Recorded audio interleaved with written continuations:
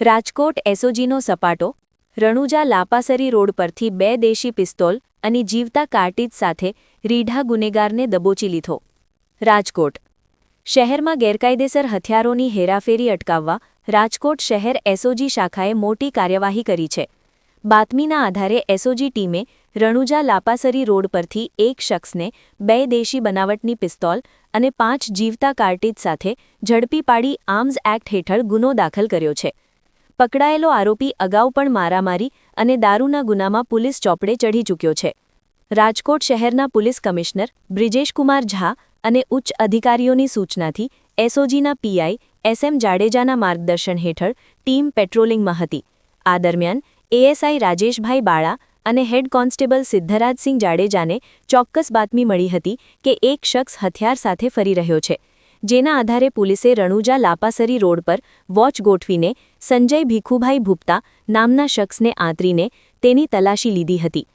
તલાશી દરમિયાન આરોપી પાસેથી ₹20,000ની કિંમતની 2 દેશી બનાવટની પિસ્તોલ, મેગેઝીન સાથે 5 જીવતા કાર્ટીજ, એક વધારાનું મેગેઝીન અને એક મોબાઈલ ફોન મળીને કુલ ₹31,000નો મુદ્દામાલ કબજે કરવામાં આવ્યો હતો. આરોપી વિરુદ્ધ ડીસીબી પોલીસ સ્ટેશનમાં આર્મ્સ એક્ટની કલમ 25(1)(a)(b) મુજબ ગુનો નોંધવામાં આવ્યો છે. આરોપીનો ગુનાહિત ઇતિહાસ પકડાયેલો આરોપી સંજય ભૂપતા રીઢો ગુનેગાર છે. ભૂતકાળમાં તેની સામે 1. ગાંધીગ્રામ 2 યુની પોલીસ સ્ટેશનમાં મારામારી અને કાવતરાનો ગુનો કલમ 323, 325, 326 વગેરે. 2.